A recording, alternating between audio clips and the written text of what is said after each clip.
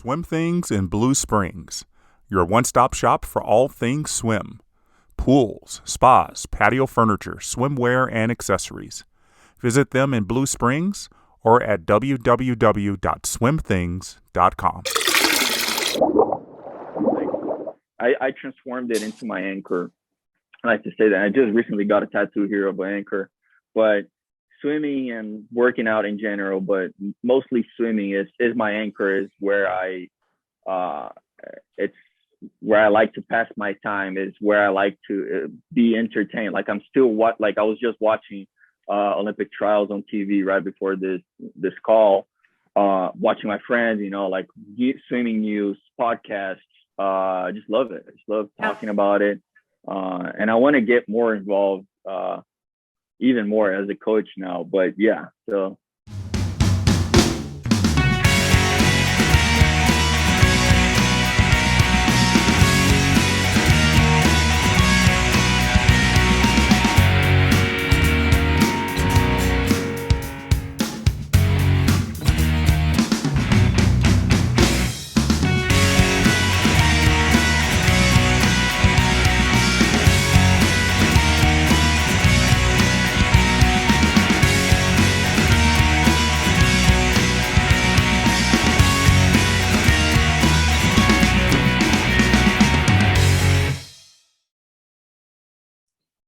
It never leaves Right. Yeah. Crazy. So yeah. Okay. So you got your cut and then some things changed in Brazil, correct? Right. Yeah. I mean, fortunately, just like in most of the countries, we're like on that limbo of like opening, closing, like, especially my state for a couple of political reasons, they decided to close everything again, but it's just my state a couple of weeks ago. So the Brazilian Federation, they decided to sort of like what the USA Swimming did. They separated trials into two meets, right? Two like waves. They're doing two waves. So yeah, but my federation, since we don't have many people going to trials that had that actual trials cut, they decided to just take the top people, like whoever had the B cut, I think, the Olympic B cut in every race. And like, for example, like some of the girls races don't even have, no one has the B cut. So what they did was just like, they took the top four. So the girl, like just the top four girls are there. So it's kind of sad because, a lot of people are training. Like I was training super, once everything started opening again back in, October last year, I started ramping up and like training, like focusing a lot, because I was like, after that break, the first wave of like the first break, I was like, okay, I'm not just gonna go to trials. I'm gonna go for a top 8. Like I was dreaming, but I was like, I'm just gonna go for a top 8. I don't care. And I was training really well, but then they decided to close everything again, which is, I mean, it's their decision. They did the right thing. Think some guys like Bruno Fratos he lives in the US, he didn't even come down to trials. They're letting him do his swim meet over there in the US. So it's just a little politics, very necessary for the time being. No reason for me to be upset, because I figured that I made the cut. That was my goal. Like making the cut, it was like, I proved to myself that I was able to do it my way. I didn't need lots of yardage and like do it with a coach, with a team or anything. Like I could do it my way and get the cut and swim. And I'm still young, so I'm like, I can do it again in 2-3 years for the next Olympic cycle. Yeah, I can still be around for a while. If it's just a 53, it's fine. Well, and just that desire. I mean, that's huge, to have the desire to want to do it and just stay in the game and see what you've got. Yeah, I see it as my my hobby. And that's one thing that I tell my parents a lot, is like, my mom's like, how can you like do this? Like, just from me thinking like, okay, I need to get the Olympic trials cut and I need to do this by a certain time. That single thing helped me start to sleep better, eat better, do everything else in my life better just because I set a goal. That's one thing that I hated after swimming, is not having a certain goal. Like I was going to the gym, but I had no goal. Like I was just going and like moving weight, and it's fun, but like at some certain point it just gets kind of frustrating. It's like, okay, like this is life now. Like with swimming, I had the season, like I had to go like, okay, like I'm gonna go hard and I'm gonna focus for the 16 weeks, and then I'm gonna have 2 weeks off, and then I'm gonna go again. And like I like that structure from swimming. And so like getting the Olympic trials cut this year did that to me. Like I had a goal on a piece of paper, and it was like I'm working, like I'm counting the days towards that day. Like I have to sleep better, I have to eat better. I can't slack on anything else, otherwise I won't make it. So that's the only thing that I know that like from now on I want to keep doing. It's like having a swimming goal. It doesn't matter if it's just, it's a purpose. Yeah, sure. Yeah. It's like I want to do as when things get back to normal. I want to start doing master swimming. I want to go to those like master world championship or whatever. Like I want to start doing those meets, because I saw that I don't need to practice a massive amount of hours, like to do 55, 53 at a meet. So like I want to do that to have fun. So I know, like I said, it's my anchor. It's something that's going to keep me accountable for all the other aspects of my life. Yeah.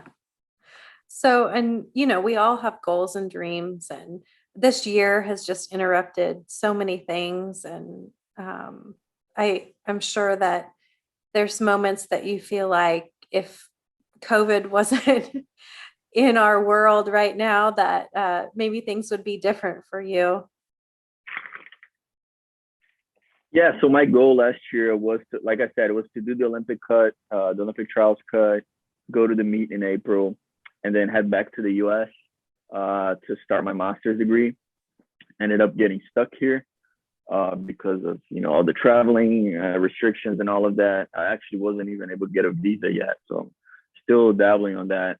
But I already got accepted into a really nice master's program for a master's of coaching and athletic administration. I already have a position as a GA being held for me at a really nice school for me to start my coaching career. But unfortunately, I'm still being held back because of all the traveling. So right now, I don't know if I'm going to be able to come, honestly, like if I'm going to be able to come for the fall semester yet, which is a little frustrating again, another year. And knowing that everything in the US is somewhat back to normal, and just because of politics, my country is still a lot behind of what we should be. So I just like to keep my head up, like I know what I want, and I'm using this time to kind of prepare myself so I don't get there and I'm behind schedule. I'm, reading everything that I can, getting to learn everything about coaching and all of those sort of things now for when I get there. Because like the first time around, like I know I'm gonna go back. I know I'm gonna get there. It's just a matter of time now. So I'm just focusing on what I can do, things I can control, just like I've always done in swimming, just focusing on everything I can control, because I'm a very anxious person.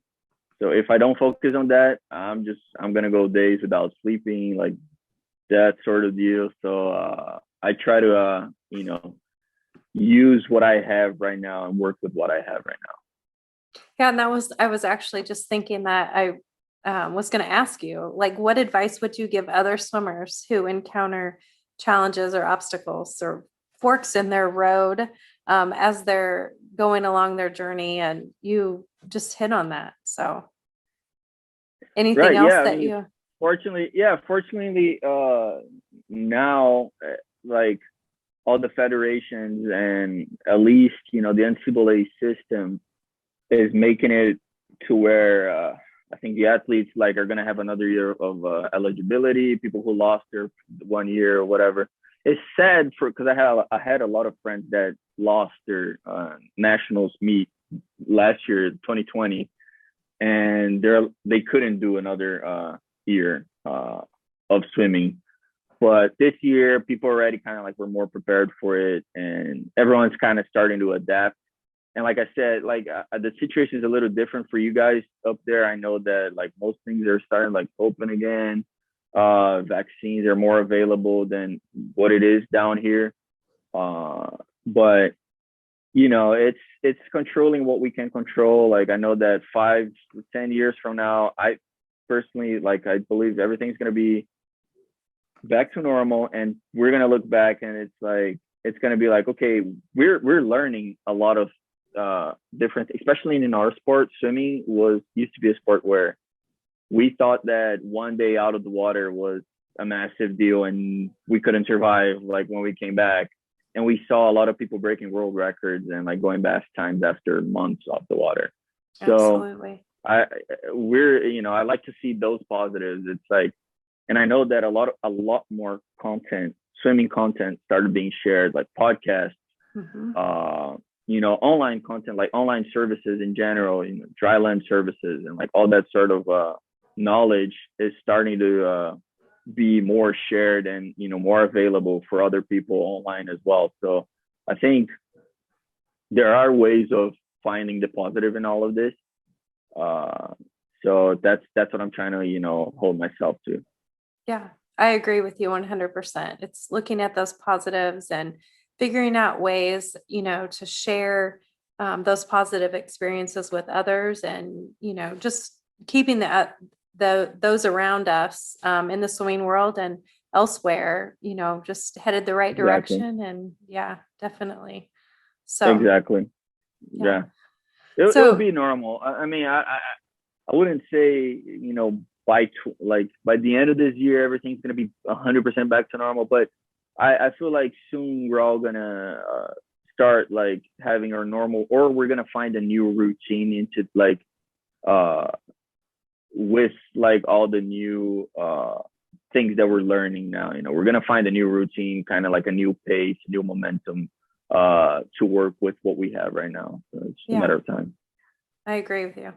So, well, it has been my pleasure talking with you, Joao, and I, really appreciate you sharing your journey with us on the Journey podcast. And I know you, like many of us in the swimming world, hope to continue impacting the swimming world as you have. And our interview today is just one way that you and I both are continuing to do that, sharing our swimming experiences. And I think we'd both say, as always on the journey, it's not about the destination, it's about the journey.